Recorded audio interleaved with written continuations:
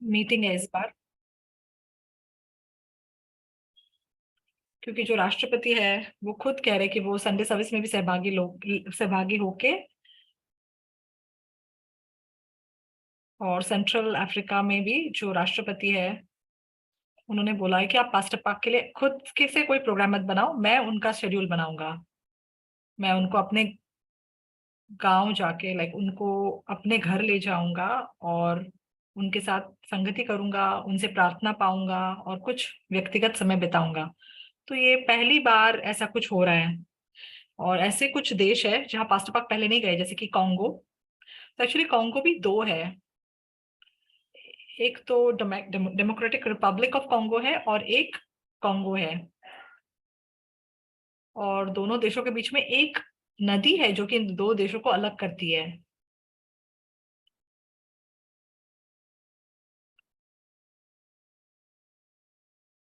तो वहां पर भी, मतलब ये एक बहुत बड़ा देश है एक्चुअली। वहां के एक किसी प्रेसिडेंट के सेक्रेटरी ने हमें इनवाइट किया है। तो मुझे नहीं मालूम कि परमिशन ने किस प्रकार के चीजें हमारे लिए तैयार की है, लेकिन बहुत आशा मेरे मन में है। लेकिन इसलिए इस वतन ऋतु में परमिशन ने एक बहुत मतलब नए काम की जैसे शुरुआत की है, इसलिए मैं परमिशन के प्रति बहुत धन्यवादी हूँ। दूसरा राजा 5 आज हम देखेंगे, दूसरे राजाओं 5, 1 से हम देखेंगे।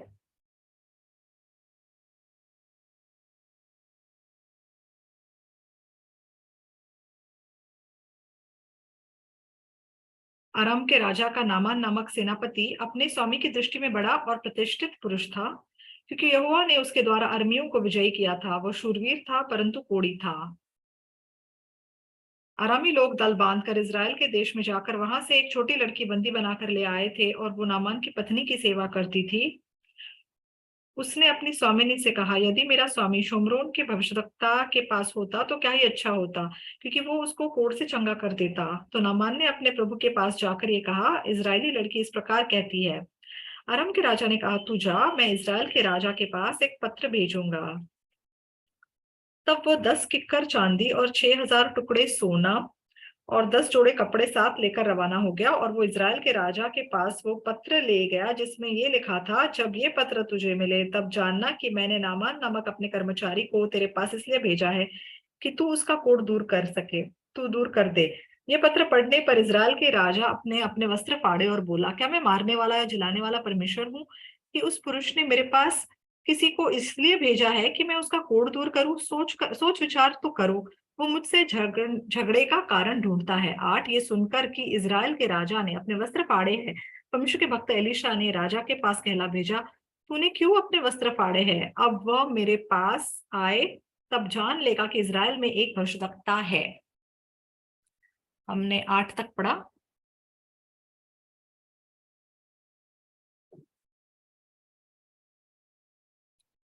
हमने 8 तक पढ़ा। बहुत लंबे लंबे समय पहले एक घर में एक बेटा बेटी थे। तो बेटी बड़ी थी और बेटा छोटा था। तो बेटी अच्छे से खाना खा के मतलब सेहतमंद थी, लेकिन बेटा बड़ा कमजोर सा था। तो उस बेटे को उन्होंने कुछ मतलब आयुर्वेदिक दवाइयां दी। तो उस जमाने में मतलब जो आयुर्वेदिक दवाइयां थी, मतलब कुछ जड़ी बूटियां से बनाई हुई कोई चीजें उसको दी। तो ये ओरिएंटल मेडिसिन जो होता है, मतलब आयुर्वेदा की तरह, तो ऐसी चीजें उन्होंने अपने बेटे को दी। तो ये जब ये जड़ी बूटियां उबालते थे और उसको उबाल करके उसको खिलाते थे, तो पहले उबाले में वो सारे पोषण उसमें उतरते नहीं है।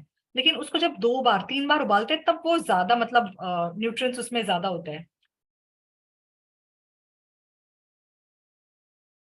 लेकिन ये ऐसा करने के बाद भी मतलब ये बेटा कुछ ज्यादा मतलब तंदुरुस्त या सेहतमंद नहीं हुआ, लेकिन बेटी दूसरी ओर लाइक बच्चा कुचा इसका भी दवाई खाती थी तब भी ज्यादा सेहतमंद थी। और ये बहुत ज्यादा मोटी होने लग गई है लड़की। तो ये सोचने लगे कि ऐसे क्यों हो रहा है, लेकिन बाद में उन्हें क्या पता चला कि ये जो आयुर्वेदिक दवाइयां हैं, क्योंकि इनको बाद में पता चला कि 2-3 बार उबालने के बाद उसका असर ज्यादा होता है। और पहले वो बची हुई चीजें बेटी को देते थे, लेकिन वो उस पर ज्यादा असर कर रहा था। और बेटे को पहले उबाले वाला दवाई देते थे तो उसके ऊपर कुछ असर नहीं हो रहा था। तो हमारे बीच में भी ऐसा कोई नहीं है जो ये दूसरे राजाओं 5 की कहानी नहीं जानता। लेकिन जब आप इस वचन की गहराई में जाओगे तो इस वचन का अर्थ समझ पाओगे। तो आप में से बहुत लोगों ने इस वचन को बहुत बार सुना होगा। तो आप मेरे बारे में सोच के देखो, एक प्रचारक होने के नाते मैंने ये वचन कितनी बार पढ़ा है या प्रचार किया है, मैंने विदेश में भी प्रचार किया है। लेकिन जब मैं एक दूसरे दायरे से इस वचन को देखता हूँ, एक दूसरे नजरिए से जब सोचता हूँ, तो हमेशा एक नया मन में पाता हूँ जो पहले मैंने नहीं पाया था। तो इसके अंदर बहुत राज है जो छिपे हुए हैं। और मैं देख सकता हूँ कि अच्छा, ये वचन ऐसे भी देखा जा सकता है, वैसे भी देखा जा सकता है। इस वचन के अंदर इतना बहुमूल्य मन छिपा हुआ है।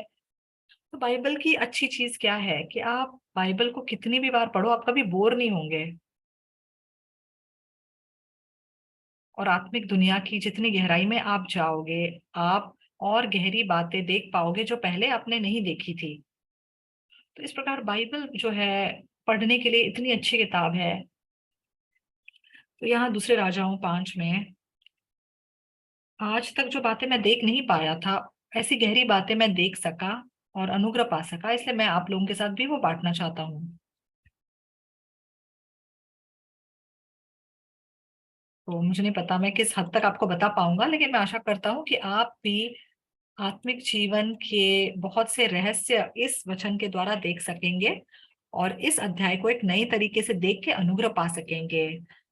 तो मैंने आज के लिए ये मेन टॉपिक करके चुना। पिछले हफ्ते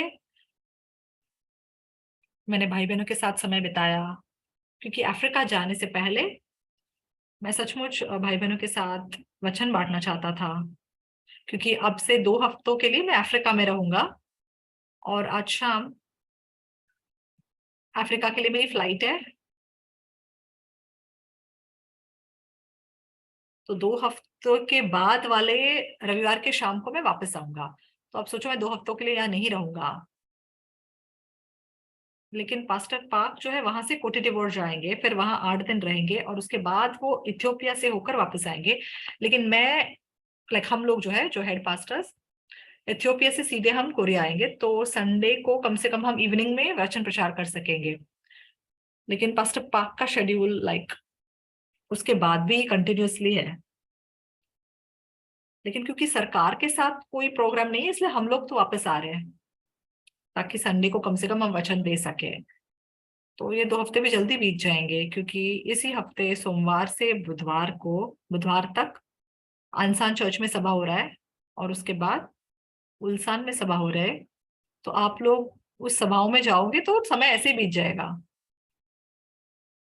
पिछले हफ्ते हमारे पास बहुत समय था जहां हमने वचन सुना।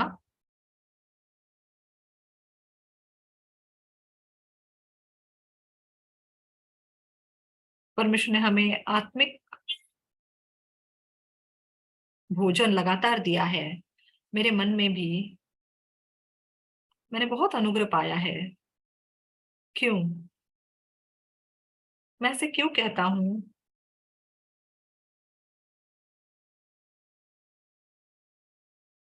तो परमेश्वर ने जब इजरायलियों को मन्ना दिया तो उतना ही दिया जो एक दिन के लिए काफी है। वो मन्ना अगले दिन नहीं खा सकते। और क्योंकि सब्त के दिन वो काम नहीं कर सकते थे, इसलिए मन्ना इकट्ठा नहीं कर सकते थे, इसलिए रविवार जो मन्ना वो उसके एक दिन पहले उठाते थे, वो सब तक सही रहता था। तो परमेश्वर अपने मन के अनुसार सब कुछ एडजस्ट कर सकता है। लेकिन क्यों ऐसे बनाया कि हर दिन उन्हें मन्ना को मतलब उठाना था खाने के लिए? तो जब परमेश्वर ने अब्राहम को कहा कि तू हगर और इश्माएल को अपने घर से बाहर निकाल दे, तो अब्राहम पहले बहुत चिंतित था। लेकिन परमेश्वर ने उसे वादा दिया था कि मैं तुझे बहुत सी जातियों का पिता बनाऊंगा। तो ये विश्वास जब अब्राहम के मन में आया, तब उसने सिर्फ हजीरा को सिर्फ पानी और कुछ रोटियां देकर बाहर निकाला। तो क्या अब्राहम को चिंता नहीं हुई होगी कि अरे ये तो पानी जल्दी खत्म हो जाएगा? जरूर उसको पता था कि ये पानी खत्म होने वाला है।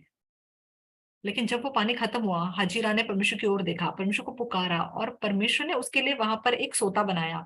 और वहां पर चाहे उसके पानी के बर्तन का पानी खत्म हो गया, लेकिन परमेश्वर ने दिखाया हुआ रास्ता उसे दिखाई दिया और उसे पानी मिल सका। तो वैसे ही जब हम हमेशा उस सोते के साथ जुड़े हुए रहते हैं, हमारे जीवन में कोई समस्या नहीं आ सकती, क्योंकि हमें हमेशा वो पानी मिलता रहता है। तो जब हमारी शक्ति, हमारी बुद्धि, हमारी ताकत खत्म हो जाती है, चाहे हमारे पास कमियां हों, तो भी कोई समस्या नहीं है। क्योंकि अगर हम परमेश्वर की बुद्धि से जुड़े होंगे, अगर हम परमेश्वर की सामर्थ से जुड़े होंगे, अगर हम परमेश्वर से जुड़े रहेंगे, तो फिर मैं चाहे कमजोर हूं, मेरे पास ताकत नहीं है, लेकिन ये कोई समस्या नहीं है। तो परमेश्वर चाहता है कि हम हर दिन परमेश्वर के सामने जाए। तो परमेश्वर की दूरदर्शिता बहुत ही आशीषित है, क्योंकि बाइबल के अंदर हम मनुष्य के विषय में परमेश्वर ये कहता है कि हम हमारी गर्दन हठीली है। तो हम बाइबल देखते हैं, निर्गमन 32, निर्गमन 32 देखिए, 32 का 7।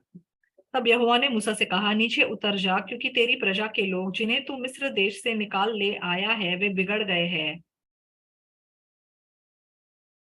और जिस मार्ग पर चलने की आज्ञा मैंने उनको दी थी उसको झटपट छोड़कर उन्होंने एक बछड़ा ढालकर बना लिया, फिर उसको दंडवत किया और उसके लिए बलिदान भी चढ़ाया, और ये कहा है, हे इस्राएलियों, तुम्हारा ईश्वर जो तुम्हें मिस्र देश से छुड़ा ले आया है वो यही है। 9। फिर यहोवा ने मूसा से कहा, मैंने इन लोगों को देखा और सुन, वे हठीले हैं।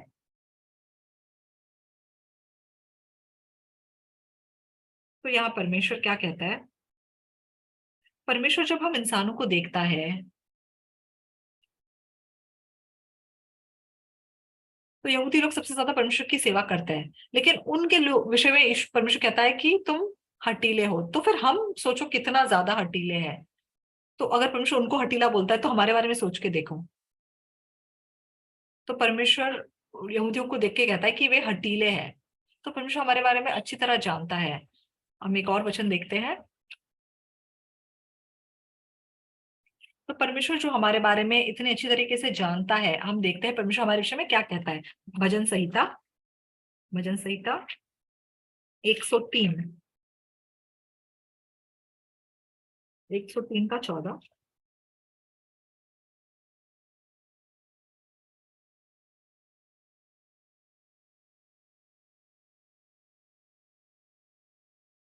क्योंकि वो हमारी सृष्टि जानता है और उसको स्मरण रहता है कि मनुष्य मिट्टी ही है।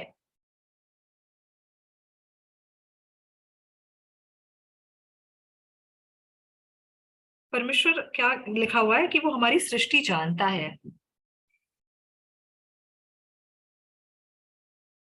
तो परमेश्वर स्मरण रखता है कि मनुष्य सिर्फ मिट्टी है, क्योंकि परमेश्वर ने हमें बनाया है, वो हमारा सृजनहार है, वो हमारी सृष्टि जानता है। तो ये हमारे बाहरी स्वरूप की बात नहीं हो रही है, हमारा शरीर के बारे में यहाँ पे नहीं लिखा हुआ है। तो हमारा बाहरी स्वरूप या हमारे शरीर की बात नहीं हो रही है।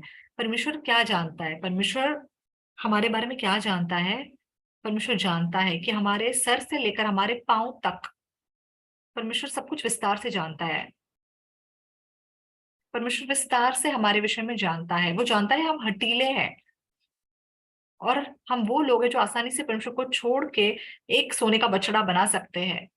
तो परमेश्वर हमारे बारे में अच्छी तरह जानते हैं, और इसलिए कि हम परमेश्वर को छोड़ ना दे, ताकि हम परमेश्वर से अलग ना हो जाए, परमेश्वर जो हमारी सृष्टि जानता है, उस परमेश्वर ने हमारे लिए कुछ किया। हम असल में वो लोग हैं जो आसानी से परमेश्वर को भूल जाते हैं, उसे छोड़ देते हैं। ताकि हम उस परमेश्वर को भूल ना जाए, ताकि हम उस परमेश्वर को ना छोड़े, ताकि हम परमेश्वर को खोजे, परमेश्वर ने हमें मुश्किलें दी है, उसने हमें समस्याएं दी। कभी कभी वो हमें पीड़ा देता है, और कभी कभी वो हमें बोझदायक काम देता है। तो परमेश्वर जो हमारी सृष्टि जानता है, वो क्यों हमें मुश्किलें देता है, क्यों हमें पीड़ा देता है, क्यों कभी कभी बोझदायक काम हमें देता है? क्योंकि उस पीड़ा में, उस मुश्किल में, उस चिंता में, उस समस्या के अंदर हम परमेश्वर को खोज सके। परमेश्वर जो हमारी सृष्टि जानता है। अगर हमारे पास कोई समस्या, मुश्किल ना हो, तो हम वो लोग हैं जो कभी परमेश्वर को नहीं खोजेंगे। तो लोगों के पास जब कोई समस्या या मुश्किल नहीं होती, वो कहते हैं हम बहुत खुश हैं, हम बहुत शांति में हैं, तो ये अच्छी बात नहीं है। तो जो लोग चर्च छोड़ के दूर जाते हैं, जो लोग एक आत्मिक जीवन नहीं जीते हैं, वो क्या कहते हैं? मैं बहुत शांति में हूँ, मैं बहुत खुश हूँ, मैं अच्छा हूँ, मैं ठीक हूँ। लेकिन इसका मतलब ये है कि मुझे परमेश्वर को खोजने की कोई जरूरत नहीं है, मुझे परमेश्वर पर निर्भर होने की कोई जरूरत नहीं है, मुझे परमेश्वर की कोई आवश्यकता नहीं है। ये एक ही बात है। तो दोस्तों,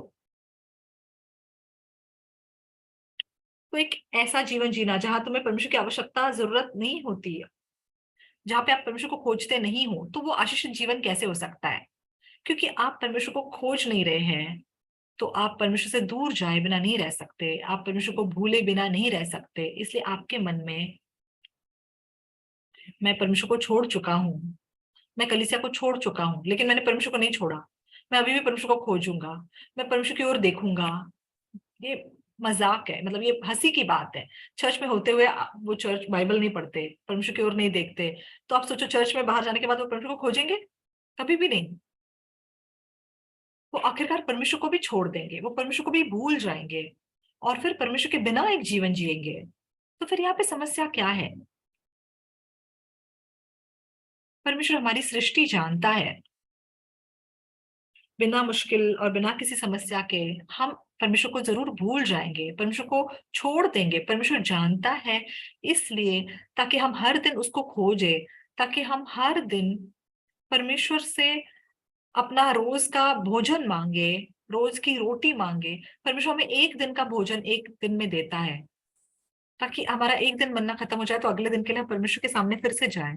इसलिए जब मुश्किल, समस्या, पीड़ा, बोझ हमारे पास आता है, तो ये सारी चीजें हमें परमेश्वर को खोजने के लिए बना देती है। तो परमेश्वर को खोजना, परमेश्वर मेरे पास ये समस्या है, मैं बहुत पीड़ा में हूँ, आप मेरी मदद कीजिए। तो परमेश्वर एकदम से उसको सॉल्व करके गायब नहीं हो जाता। परमेश्वर इसके द्वारा हमें उस पर निर्भर करना सिखाता है। परमेश्वर चाहता है कि हम उस पर निर्भर करें।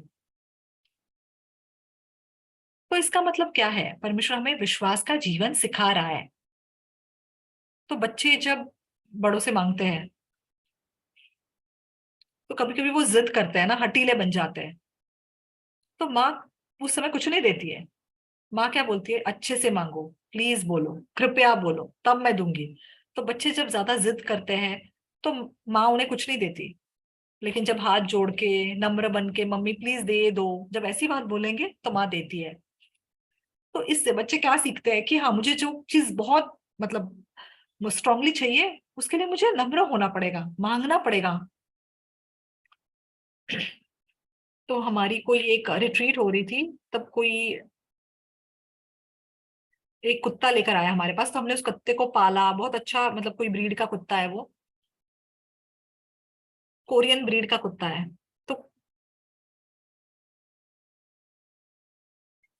तो एक्चुअली कोरिया के जो कुत्ते हैं वो मालिक की बात अच्छे से सुनते हैं, लेकिन ये जो कुत्ता किसी ने लाया ना, वो कुत्ता मतलब सबकी बात सुनता है।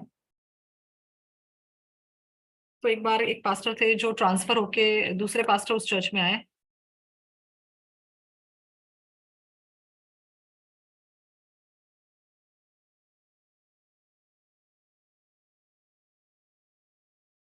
तो मतलब वो कहानी बता रहे कि ये कुत्ता, जब नया मालिक आया, उसने अच्छा खाना खिलाया, तो उसने मतलब उस खाने को फेंक दिया। तो मालिक ने उसे मारा तो वो भाग गया।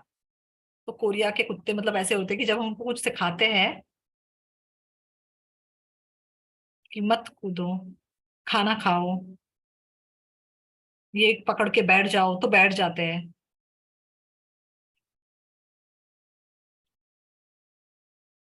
तो मतलब वो कुत्ता जानता है मैं बैठूंगा तभी मुझे खाने की चीज मिलेगी। तो वैसे हम जब जिद करते हैं, हठीले बन जाते हैं, तो परमेश्वर हमें नहीं देता। परमेश्वर चाहता है कि हम विश्वास रखें। परमेश्वर, मैं मुश्किल में हूँ, मेरे पास ये समस्या है, वो समस्या है। अगर आप ऐसे मन के साथ परमेश्वर के सामने जाओगे, परमेश्वर उसे नहीं सुलझाएगा। आपके पास विश्वास होना चाहिए। परमेश्वर कहता है अगर विश्वास होगा तो मैं सुलझा दूंगा। परमेश्वर हमसे ये कह रहा है। परमेश्वर ये चीज हमें सिखा रहा है, ऐसे करके विश्वास सिखा रहा है। तो ये मुश्किलें असल में हमें परमेश्वर को खोजने के लिए बनाती है, और परमेश्वर में निर्भर कराती है। तो जब हम परमेश्वर में निर्भर करते हैं, तो हम क्या जान पाते हैं? अच्छा, जब मैंने विश्वास रखा तो परमेश्वर ने मेरी इस समस्या को सुलझा दिया।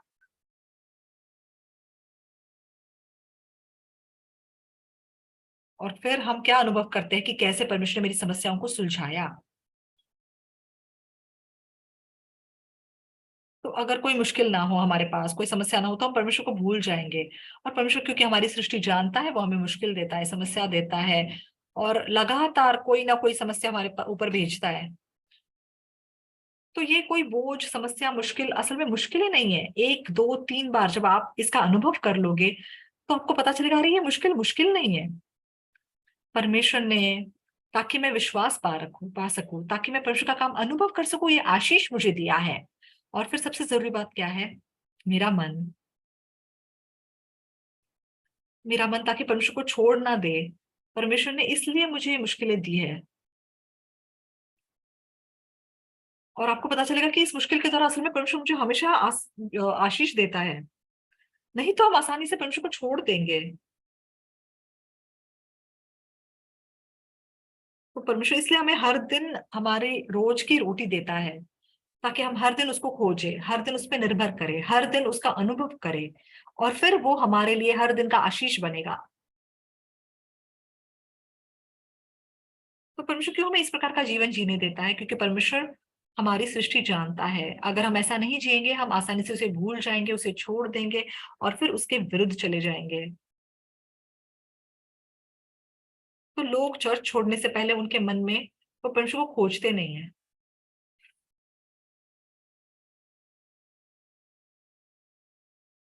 तो लोग ऐसे ही परमेश्वर को छोड़ के चले नहीं जाते, क्योंकि वो परमेश्वर को नहीं खोजते हैं, इसलिए वो परमेश्वर से दूर चले जाते हैं। तो इस प्रकार उनका मन पहले ही परमेश्वर को छोड़ चुका है।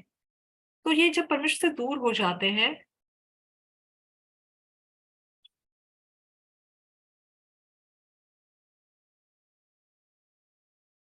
तो वो परमेश्वर के नजरिए से बातों को देख नहीं पाते हैं। वो अपनी आंखों से सब कुछ देखना शुरू करते हैं, और सब कुछ उनको टेढ़ा मेढ़ा दिखाई देता है। लेकिन जब वो परमेश्वर की आंखों से देखते हैं, तो परमेश्वर की आंखों में असल में सब कुछ अच्छा है। परमेश्वर ने कहा सब कुछ अच्छा है। परमेश्वर की नजरें ऐसी है कि सब कुछ अच्छा है। परमेश्वर ने जब आकाश और पृथ्वी की सृष्टि की, तो वहां पे मतलब कॉकरोचेस थे, बहुत ही घिनौने जानवर थे, मतलब इन कीड़े मकोड़े थे, लेकिन परमेश्वर उनके प्रति भी कहता है कि वो अच्छा है। लेकिन हम उन नजरों से नहीं देख पाते, इसलिए हम सब कुछ मतलब नफरत करते हैं। अरे मैं उस इंसान से नफरत करता हूँ, उससे भी मैं नफरत करती हूँ, इस आदमी की तो मुझे आवाज भी नहीं सुननी, वो आदमी, उसका चलना भी मुझे नहीं देखना है। क्यों? क्योंकि हम प्रभु से जब दूर हो जाते हैं, हम परमेश्वर की आंखों से नहीं देख रहे हैं, हम अपनी आंखों से कुछ देख रहे हैं, अपनी नजरों से देख रहे हैं।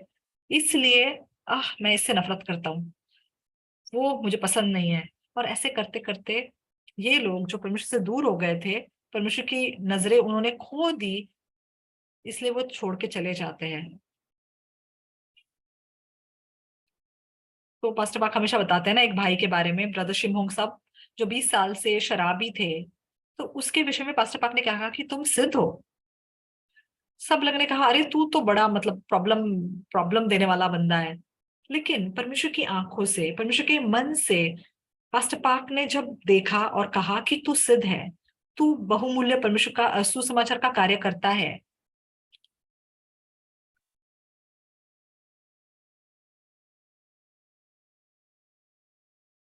तो जब परमेश्वर की आंखें हम नहीं रखते, तो ऐसे भाई बहनों को नफरत करते हैं, परमेश्वर के देवस को भी नफरत करना शुरू करते हैं। क्यों? क्योंकि वो अपनी आंखों से देख रहे हैं।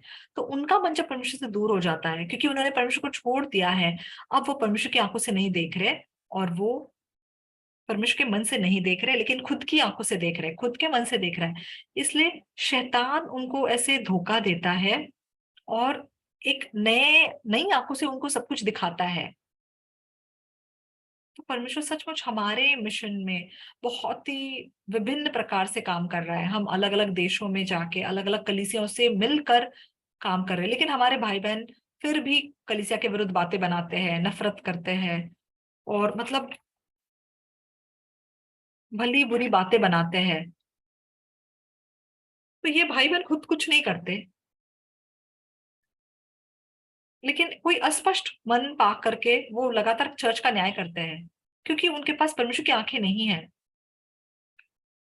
लेकिन वो हमारा असली स्वरूप है। हम असल में हठीले लोग हैं।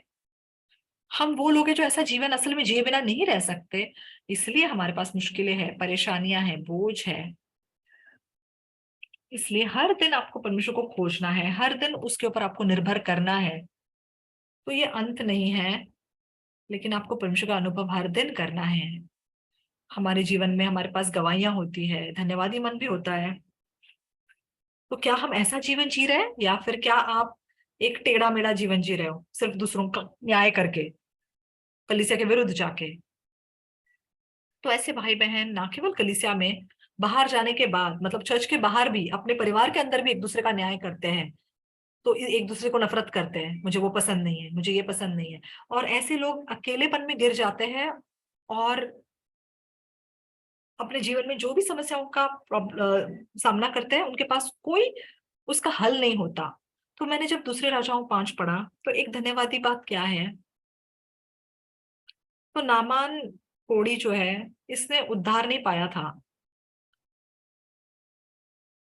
सोचो, वो इज़राइल आया और उसने इस छोटी लड़की को बंदी बनाया। तो क्या एक अकेली लड़की को उसने बंदी बनाया? नहीं। जब युद्ध हुआ तो मतलब बहुत खून बहाया होगा, बहुत लोगों की जान गई होगी। लेकिन ये नामान,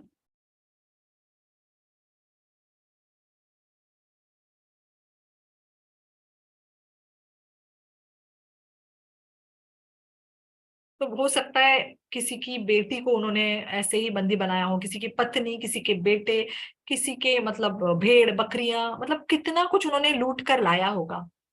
उन सब चीजों के बीच में ये छोटी बंदी लड़की भी थी।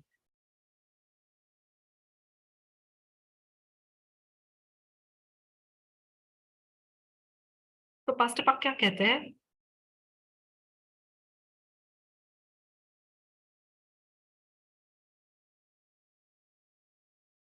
तो नामान ने ऐसे लोगों को बंदी बनाया होगा, जानवरों को बंदी बनाया होगा। तो एक्चुअली वो भी मतलब इजराइल का शत्रु है, दुश्मन है। तो वो इजराइल का शत्रु है क्योंकि उसने इजराइल के लोगों को बंदी बना के लाया है, और उस नामान को कोढ़ था। तो इजराइल के लोग जब इसको देखेंगे, बहुत अच्छा हुआ इसके साथ, तो बहुत अच्छा हुआ, इसके साथ ऐसे ही होना चाहिए। हाँ, ये हमारे पास आके हमारे ऊपर हमला करके हमारी सब चीजों को लूट कर चला गया, हमारे बच्चों को उठा कर ले गया। लेकिन परमेश्वर का मन ऐसा नहीं है।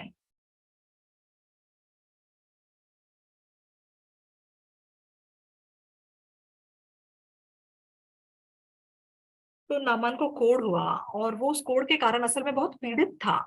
लेकिन धन्यवाद की बात क्या है, वो समस्या या वो मुश्किल एक चाबी से सुलझाई जा सकती है, और वो चाबी नामान के बहुत नजदीक थी। नामान का जो कोढ़ की समस्या है, वो एक चाबी से सुलझाई जा सकती थी, और वो चाबी कहाँ पर थी?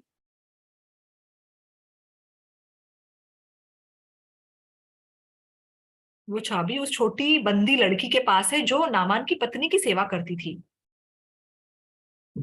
तो ये छोटी बंदी लड़की,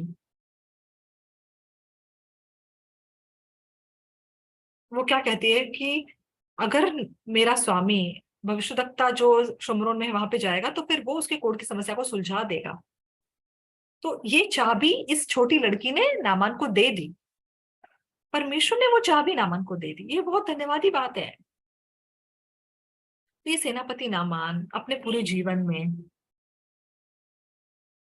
उसकी जो ये परिस्थिति है, उस कोड के कारण एक्चुअली वो अपने सारे ओहदे को, अपने सारे पोजीशन को एकदम से खो सकता है, क्योंकि वो कोढ़ी है। लेकिन ऐसी परिस्थिति में भी, ऐसी हालत में भी, नामान को परमेश्वर ने एक चाबी दी।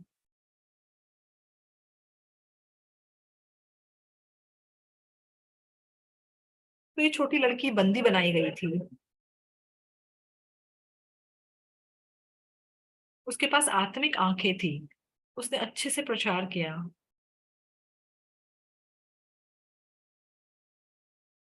और क्योंकि वो बंदी थी, इसलिए वो कभी ऐसे नहीं बोला कि नामान तेरे साथ बहुत अच्छा हुआ, तू जल्दी मर जा, वो तू जल्दी मर ताकि मैं अपने घर वापस जल्दी चली जाऊं। उसने कभी ऐसे नहीं सोचा। वो क्या सोचती है, उसके कोड़ को सुलझाने का जो हल है वो उसे देती है। मतलब इस छोटी लड़की का मन बहुत बड़ा है। इसका मतलब उसका आत्मिक जीवन साधारण आत्मिक जीवन नहीं है। ये छोटी लड़की बहुत आत्मिक है। चाहे वो बंदी बनाई गई है, वो दर्द में है, दुख में है, तकलीफ में है, बहुत पीड़ा से गुजर रही है। क्यों? वो एक गुलाम का जीवन जी रही है। तो आप सोचो, ये बहुत धन्यवाद की बात है कि परमेश्वर ने नामान के लिए, उसके जीवन के लिए, जब उसने मुश्किल का समस्या की सामना किया, परमेश्वर ने नामान के लिए एक चाबी तैयार की। तो परमेश्वर ने नामान को, इस छोटी बंदी लड़की को, एक चाबी के रूप में दे दिया। तो ये छोटी लड़की एक आत्मिक जीवन जीती है। तो एक बिल्कुल एक नया जन्म पाई हुई एक मसीही है। तो वो मुश्किल में है, वो लड़की तकलीफ में है, दुख में है, लेकिन फिर भी परमेश्वर ने इस छोटी बंदी लड़की को नामान के जीवन के लिए, उसकी समस्या को सुलझाने के लिए एक चाबी के रूप में उसके घर में रखा। तो आप यहाँ पे परमेश्वर की दूरदर्शिता देखिए। तो फिर परमेश्वर आपके लिए,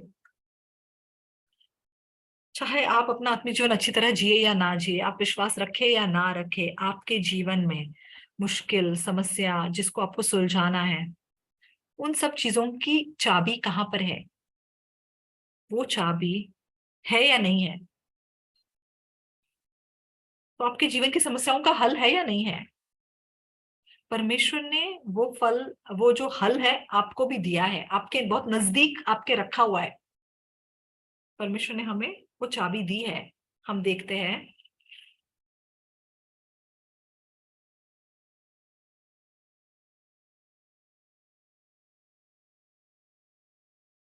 मत्ती 16 का 18। मत्ती 16 का 18।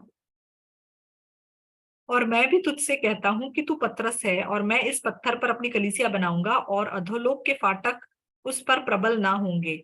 मैं तुझे स्वर्ग के राज्य की कुंजियां दूंगा, और जो कुछ तू पृथ्वी पर बांधेगा वो स्वर्ग में बंधेगा, और जो कुछ तू पृथ्वी पर खोलेगा वो स्वर्ग में खुलेगा।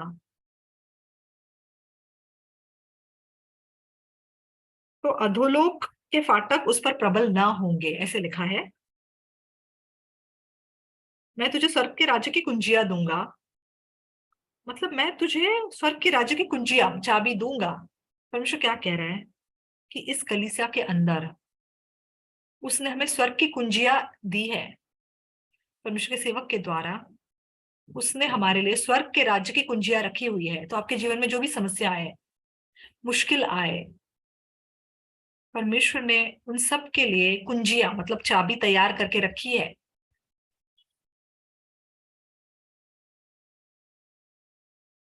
तो नामान जो एक इजरायलियों का दुश्मन बनकर आया था, फिर भी उसकी समस्या को सुलझाने के लिए परमेश्वर ने उस छोटी लड़की को, मतलब तकलीफ में रखा, और उसको नामान की चाबी के रूप में दिया। तो परमेश्वर आपकी समस्याओं को क्यों हल नहीं करेगा? आपके जीवन में जो भी समस्या है, जो भी पीड़ा है, जो भी तकलीफ से आप गुजर रहे हैं, आपके जीवन की हर समस्या के जो सल्यूशन है, हल है, परमेश्वर ने आपको दिया है। वो कहाँ पर है?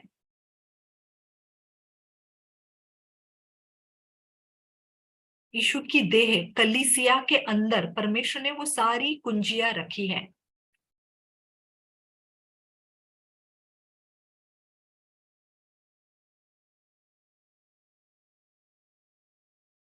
तो जब मैं दूसरे राजाओं 5 को देखता हूँ, तो ये बहुत बड़ी परमेश्वर की दूरदर्शिता है। तो नामान के जीवन में जो भी समस्या है, उन सब की कुंजियां, उन सब की चाबियां नामान के बहुत नजदीक रखी हुई है। तो फिर हमारा क्या?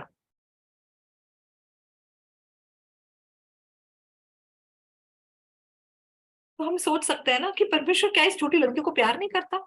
नामान से ज्यादा तो उस लड़की को प्यार करना चाहिए। नामान तो अन्य जाति है, वो लड़की तो यहूदी है। वो तो परमेश्वर की बेटी है, उसके पास विश्वास है, वो आत्मिक जीवन जी रही है। लेकिन परमेश्वर उस छोटी लड़की को पीड़ा दे रहा है, उसको तकलीफों से गुजरने दे रहा है, और उसके द्वारा नामान की समस्याओं को सुलझा रहा है। तो परमेश्वर ने नामान के लिए उस छोटी लड़की को एक कुंजी बनाया, एक चाबी बनाया। तो फिर आप लोग जो उद्धार पाए हुए लोग हैं, तो आप चाहे अच्छे से काम करो या ना करो, आपके पास विश्वास हो या ना हो, आप विश्वास से जी रहे हो या नहीं, परमेश्वर आपकी समस्याओं को क्यों नहीं सुलझाएगा? परमेश्वर आपको क्यों इस कलीसिया के अंदर कुंजियां नहीं देगा?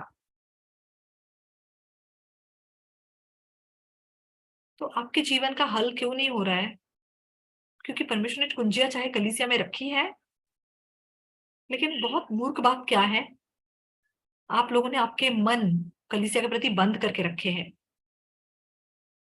तो मूर्ख बात क्या है?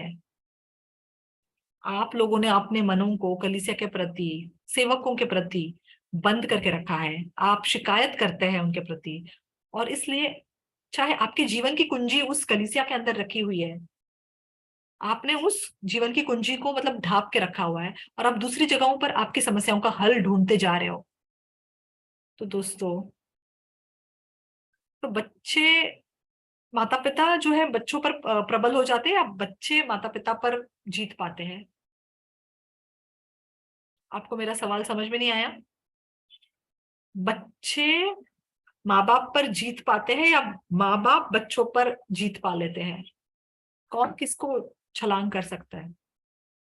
तो जो जवान है, आजकल की जवान बच्चे जो है, उन्हें लगता है मेरे माँ बाप मेरे ऊपर मतलब छलांग कर रहे हैं, लेकिन बड़े होने के बाद उन्हें पता चलेगा कि माता पिता एक्चुअली हार मानते हैं बच्चों के सामने।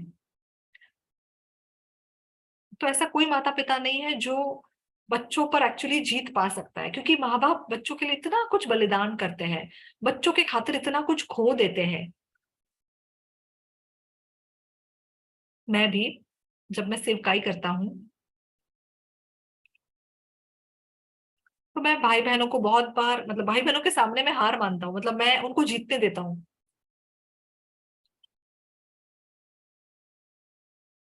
तो चाहे मुझे लगता है कि ये ठीक नहीं है, लेकिन मैं क्या सोचता हूँ कि हाँ, इसके आत्मिक जीवन की जो लेवल है वो अभी तक मतलब बड़ी नहीं हुई है, इसलिए मैं मतलब हार मानता हूँ, मतलब मैं हार जाता हूँ।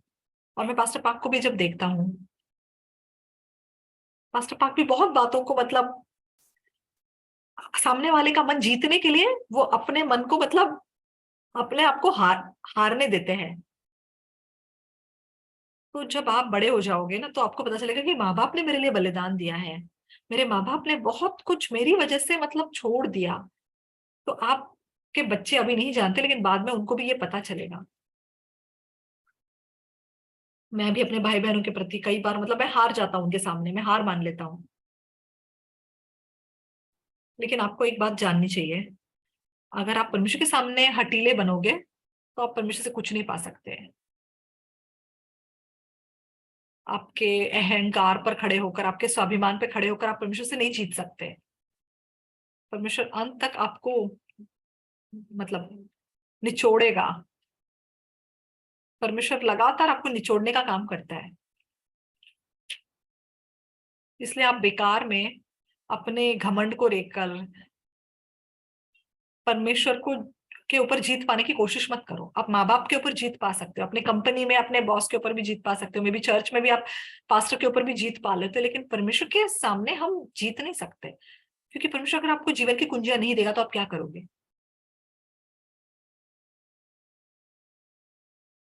परमेश्वर आप मुझे क्यों नहीं दे रहे हो? अगर आप परमेश्वर को ऐसे मांगोगे, तो क्या परमेश्वर देगा? नहीं देगा। जब तक आप अपना मन नम्र नहीं करते, परमेश्वर आपको निचोड़ने का काम करता है। तो जैसे एक बीज में से तेल निचोड़ कर निकालते हैं, वैसे। तो मैंने आपको अच्छे से नहीं समझाया, लेकिन परमेश्वर इस बात को कैसे समझाता है, भजन संहिता एक बार और देखेंगे।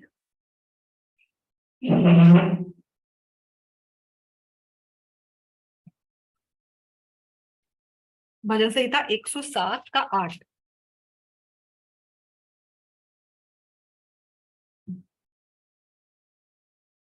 लोग यहोवा की करुणा के कारण और उन आश्चर्य कर्मों के कारण जो वो मनुष्यों के लिए करता है, उसका धन्यवाद करें।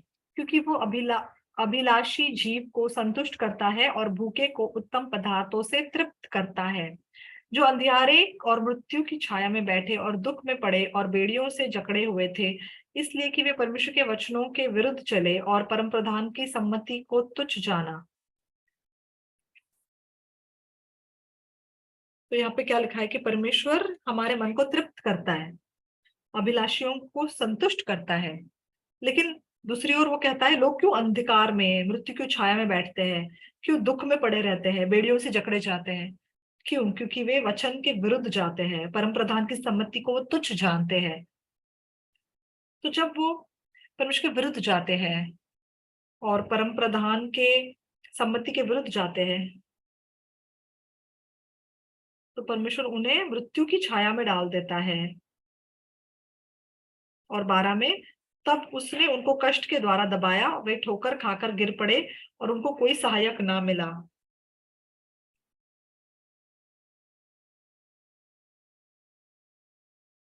परमेश्वर ने उनके मनों को मुश्किलों और कष्ट से दबाया, और चाहे वो ठोकर खाकर गिर पड़े, उनकी सहायता करने वाला कोई नहीं था।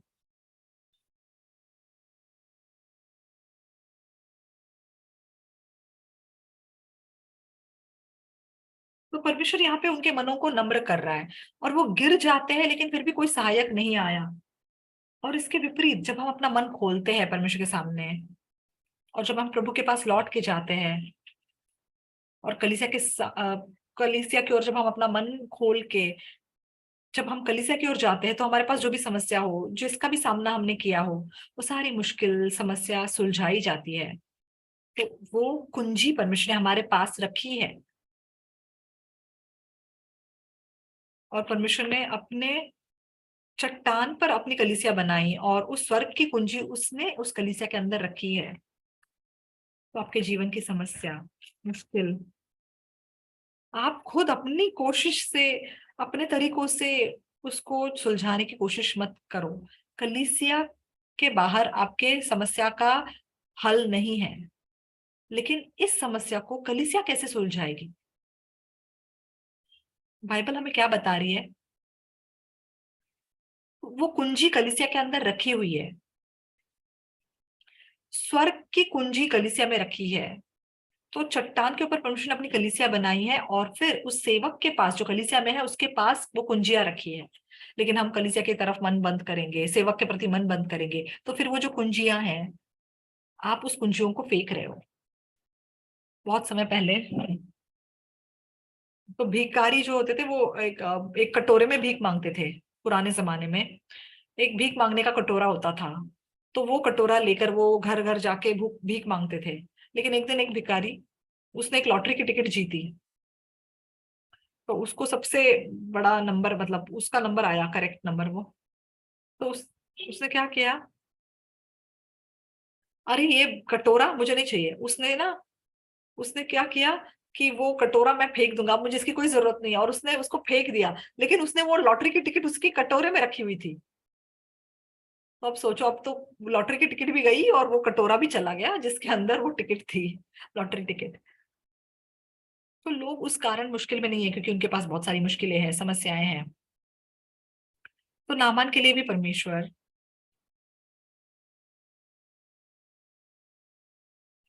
तो नामान की समस्या को सुलझाने वाला कोई नहीं था।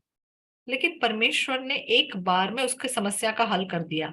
उसकी समस्या का जो हल था, जो चाबी थी, वो उसके घर में रखी हुई थी। जब मैं दूसरे राजाओं 5 को पढ़ रहा था, तो ये नामान, ये तो नया जन्म पाया हुआ व्यक्ति नहीं है, इसने उद्धार नहीं पाया। तो एक दुश्मन के रूप में वो इज़राइल आया। उन इज़राइलियों को उसने दासी, मतलब बंदी बना करके वो ले गया। उसने इज़राइलियों पर इतने कष्ट, मतलब उनको इतने दुख दिए। लेकिन फिर भी परमेश्वर ने इस नामान के लिए भी, उसके कोढ़ की समस्या के लिए, एक चाबी उसके बहुत नजदीक रखी थी। और ये छोटी लड़की, वो पीड़ा में थी, वो समस्या में थी। लेकिन फिर भी परमेश्वर ने नामान के लिए वो कुंजी तैयार की। तो फिर हम लोग जो उद्धार पाए हुए हैं, हमारे लिए परमेश्वर वो कुंजियां, वो चाबियां क्यों तैयार नहीं करेगा? हमारे जीवन में समस्याओं का जो हल है, जो चाबी है, वो जरूर तैयार की गई है। परमेश्वर ने वो बहुत नजदीक हमारे साथ, हमारे नजदीक वो चाबी रखी है। परमेश्वर ने वो चाबी, वो कुंजियां कलीसिया के अंदर रखी है। लेकिन अगर मुझे उस कुंजी की आवश्यकता ना महसूस हो, अगर मैं अपना मन बंद करके दूसरे तरीके से अपने जीवन की समस्याओं को सुलझाने की कोशिश करूं, तो फिर आप किस कुंजी से उस समस्या को खोलोगे, आपकी समस्या, जीवन की समस्या वैसी ही रहेगी, वो कभी नहीं सुलझेगी और वे और भी ज्यादा मतलब बढ़ती जाएंगी।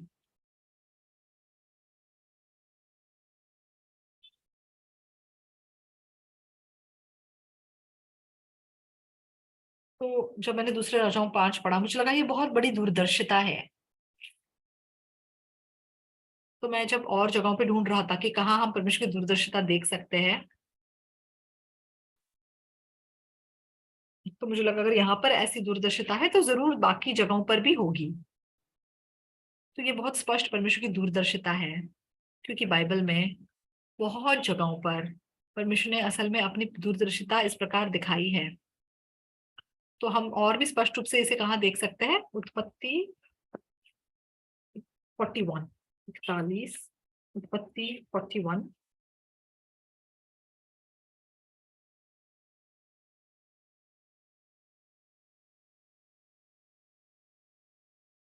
9 से पढ़ेंगे। तब पिलाने हारे का प्रधान फिरौन से बोल उठा, मेरे अपराध आज मुझे स्मरण आया, जब फिरौन अपने दासों से क्रोधित हुआ था और मुझे और पिलाने हारे के प्रधान को कैद करा के अंगरक्षकों के प्रधान के घर के बंदीगृह में डाल दिया था। तब हम दोनों ने एक ही रात में अपने अपने होनार के अनुसार स्वप्न देखा। वहां हमारे साथ एक इब्री जवान था जो अंगरक्षकों के प्रधान का दास था। अतः हमने उसको बताया और उसने हमारे स्वप्नों का फल हमसे कहा। हम में से एक एक के स्वप्न का फल उसने बता दिया, और जैसे जैसे फल उसने हमसे कहा था वैसे ही हुआ। अर्थात मुझको तो मेरा पद फिर मिला, पर वो फांसी पर लटकाया गया। तब फिरौन ने यूसुफ को बुलवा भेजा और वो झटपट बंदीगृह से बाहर निकाला गया और बाल बनवाकर और वस्त्र बदलकर फिरौन के सामने आया। 14 तक पढ़ा।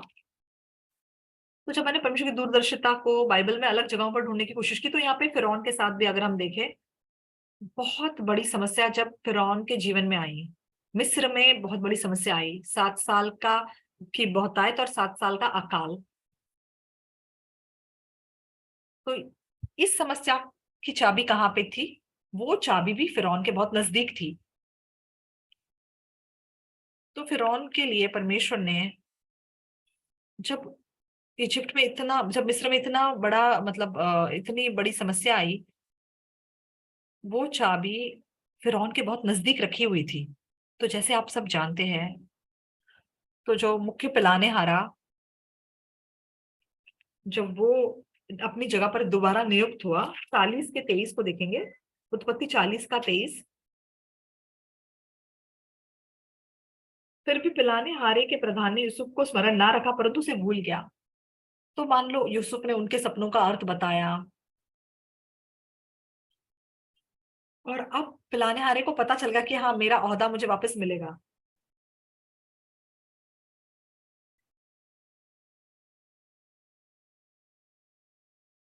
तो 40 के 14 में यूसुफ उसे बताता है कि तू प्लीज मेरा मतलब मुझे स्मरण करना, और जब तू बाहर जाएगा तो मेरे लिए राजा से बात करना। तो यूसुफ ने पिलाने हारे से कहा कि जब तेरा भला हो जाए तो मुझे स्मरण करना और मुझे कृपा करके फिरौन से मेरी चर्चा चलाना और मुझे इस घर से छुड़वा देना। तो ये पिलाने हारा यूसुफ को आसानी से छुड़वा सकता था।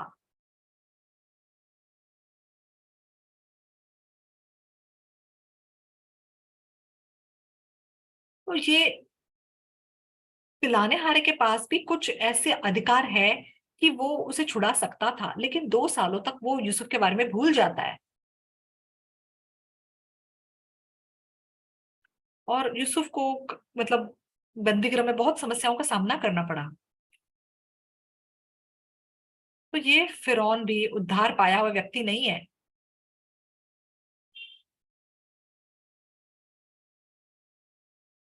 तो ये राजा जो समस्याओं का सामना करने वाला है, उसके लिए परमेश्वर ने एक चाबी बहुत नजदीक रखी। लेकिन यूसुफ का सोच के देखो, यूसुफ 2 साल से बंदीगृह में है, वो इतनी मुश्किलों से गुजर रहा है, मतलब 2 साल और वो जेल में बैठा रहा। लेकिन परमेश्वर ने यूसुफ की समस्याओं को, सॉरी, फिरौन की समस्याओं को फिरौन के नजदीक वो चाबी रख के सॉल्व किया। और वो चाबी कौन है? वो चाबी यूसुफ है। तो ये भी परमेश्वर की दूरदर्शिता है। तो फिरौन राजा उद्धार भी पाया हुआ नहीं है, और नामान सेनापति नामान भी वो उद्धार पाया हुआ व्यक्ति नहीं है। लेकिन इनकी समस्या, इनकी प्रॉब्लम्स भी, जो कि उद्धार पाए हुए भी नहीं है, तो उनके लिए भी परमेश्वर ने अगर एक सोल्यूशन रखा हुआ है, एक चाबी रखी हुई है, तो फिर परमेश्वर आपकी समस्याओं के लिए, आपके बोझों के लिए, जो आप अपने जीवन में सामना कर रहे हो, उसके लिए वो चाबी क्यों नहीं देगा? परमेश्वर क्यों आपको वो चाबी नहीं देगा? परमेश्वर ने जरूर हमारे लिए भी वो कुंजियां तैयार की है, हमें वो चाबियां दी है, क्योंकि ये परमेश्वर की दूरदर्शिता है।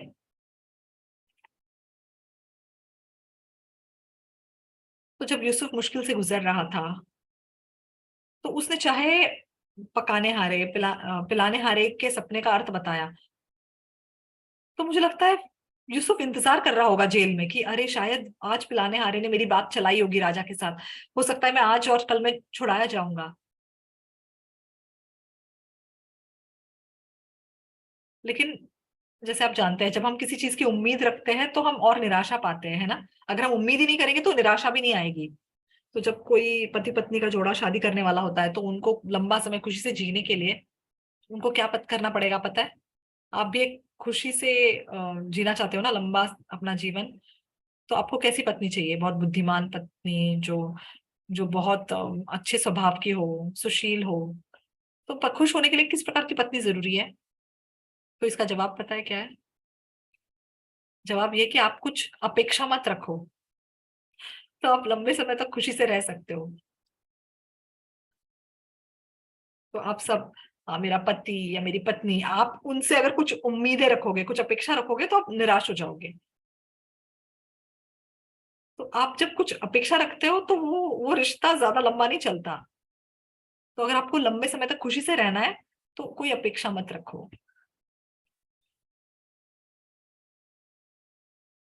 तो आप सोचो, यूसुफ कब से इंतजार कर रहा होगा, अरे ये पिलाने हारा कब मेरी बात राजा से चलाएगा, कब फिरौन को मेरे बारे में बताएगा, कब मुझे इस बंदी गृह से छुड़ाया जाएगा।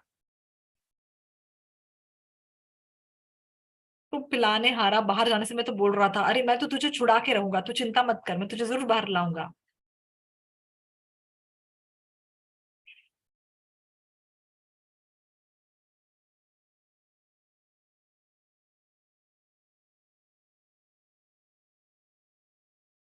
तो सब कुछ परमेश्वर की दूरदर्शिता के अंदर था।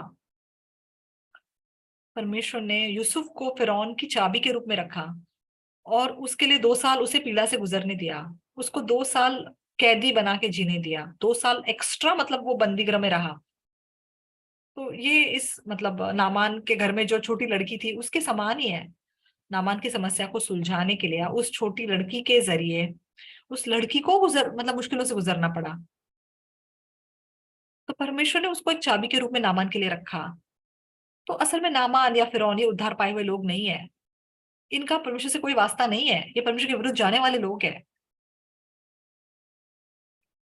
तो ये वो लोग हैं जो इजराइल पर हमला करने को तैयार थे, उन्होंने इजराइल पर हमला किया। तो अगर परमेश्वर उनके लिए इतना काम कर रहा है, तो फिर परमेश्वर मेरे लिए, मेरी समस्याओं के लिए, मेरी मुश्किलों के लिए कितना और ज्यादा काम करेगा। कितना और ज्यादा परमेश्वर मेरे मेरे जीवन की समस्याओं के लिए कुंजियां तैयार क्यों नहीं करेगा? तो जब मैं सोच के देखता हूँ मेरे जीवन में जो भी समस्या है, जो भी मुश्किल है, परमेश्वर ने इस कलीसिया के अंदर वो कुंजी रखी है, मेरे आसपास वो कुंजियां रखी हुई है। लेकिन जब मैं अपना मन चर्च की तरफ बंद करता हूँ और समस्या को खुद दूसरी जगह पे जाके सुलझाने की कोशिश करता हूँ, तब वो सुलझाई नहीं जा सकते। तो भजन संहिता 107 में क्या लिखा है? तो वो मृत्यु की छाया में बैठे रहते हैं, और चाहे वो गिर पड़े हैं, लेकिन फिर भी उनकी सहायता करने वाला कोई नहीं है। तो आप लोग किस प्रकार का जीवन जीना चाहते हैं? परमेश्वर आपके मन को मुश्किलों से, कठिनाइयों से नम्र कर रहा है।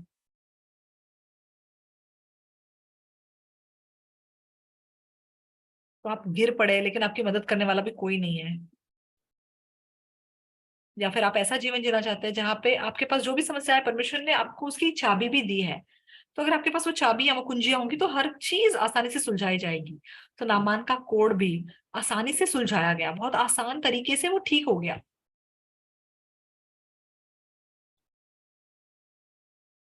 तो मिस्र में जो अकाल की समस्या थी वो आसानी से सुलझाई गई। तो असल में अकाल बहुत बड़ी समस्या है। तो अगर आप आज भी खेतों में जाएंगे और मान लो वहां पे 7 साल का अकाल पड़े तो कितना मुश्किल हो जाएगा। तो मैं दांगजिन नाम की जगह पे गया। तो वहां पे बहुत बड़ी जमीन है। तो वहां के जो किसान है वो क्या कहते हैं, वो कहते हैं अगर 3 साल का अकाल भी पड़े तो भी कोई समस्या नहीं है। हमारे पास बहुतायत में मतलब फसल निकली हुई है जो हम 3 साल तक खा सकते हैं।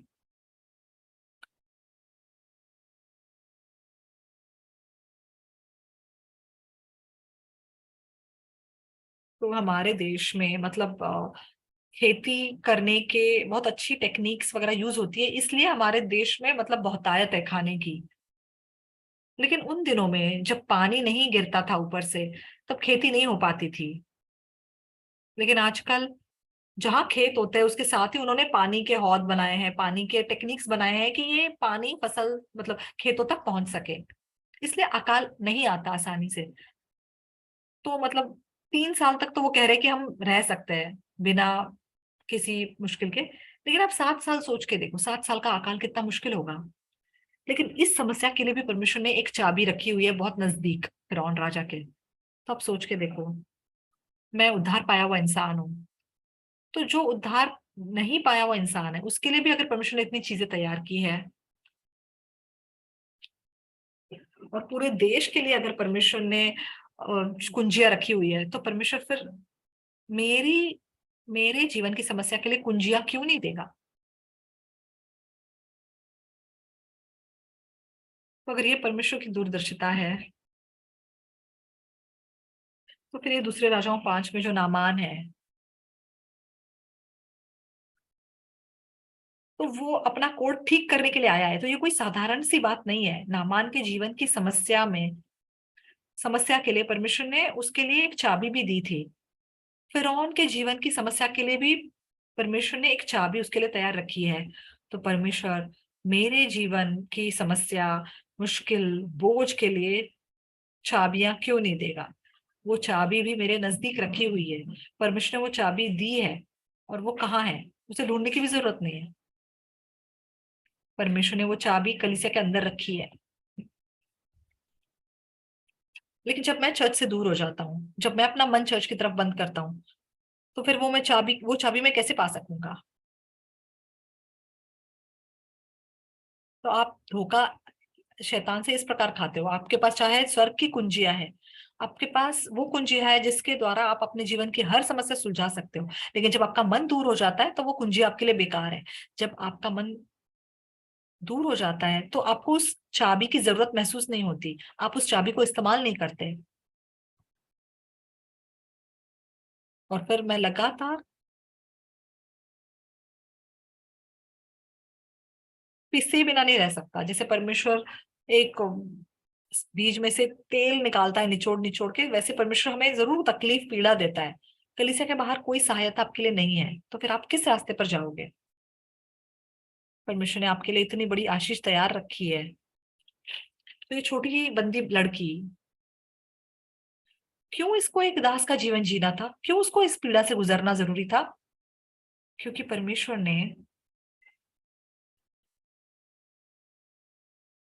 परमेश्वर नामान के जीवन के लिए वो कुंजी देना चाहता था। परमेश्वर हमें भी ये सिखाना चाहता है। नया जन्म पाए हुए भाई बहन, आप लोग, क्योंकि ऐसा नहीं है कि आप अच्छा आत्मिक जीवन नहीं जी रहे हो इसलिए परमेश्वर आपकी समस्या को सुलझा नहीं रहा है। और ऐसा भी नहीं कि मैं चर्च छोड़ के जाऊंगा तब मेरे जीवन में मुश्किलें आएंगी, परेशानी आएगी। एक्चुअली अगर हमारे पास प्रॉब्लम ना हो, समस्या ना हो, तो हम परमेश्वर को जरूर छोड़ देंगे। हम परमेश्वर से दूर चले जाएंगे। हम प्रभु को छोड़ के प्रभु को कभी नहीं खोजेंगे। इसलिए जो मनुष्य परमेश्वर के मन से दूर हो जाता है वो आखिरकार चर्च को छोड़ देता है। लेकिन जब आप परमेश्वर के मन से दूर हो जाते हैं, इसलिए परमेश्वर हमें हर दिन का मन्ना देता है। हर दिन हमें परमेश्वर को खोजना है, हर दिन हमें प्रभु पे निर्भर करना है। तो ये परमेश्वर का प्यार है जो वो हमारे प्रति व्यक्त करता है। तो हर दिन हमें परमेश्वर का काम अनुभव करना है।